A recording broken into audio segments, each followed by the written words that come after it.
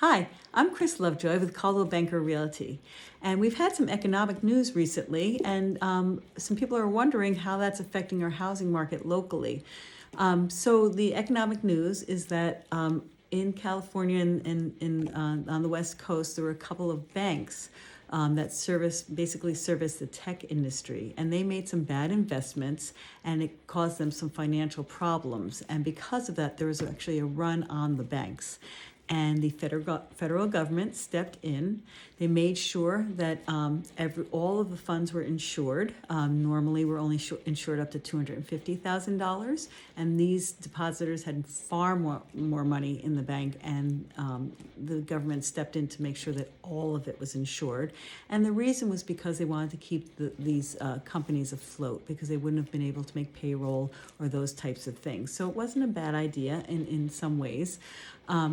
But how does that affect our housing market? It actually does. So the Fed had made an announcement they were going to try to combat inflation by continuing to raise interest rates. And most people think that the mortgage rates are directly related to the Fed's rates.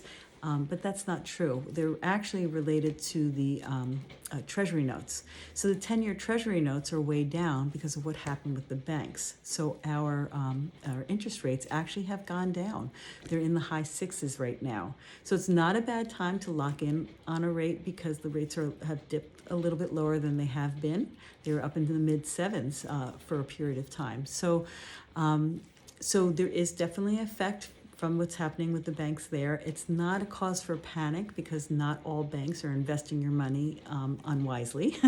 So it's not anything to be too afraid of, but there is an effect on the interest rates. So if you have any questions or need help navigating this complicated market, feel free to give me a call. I'm Chris Lovejoy with Caldwell Banker Realty, and I'd love to help you out.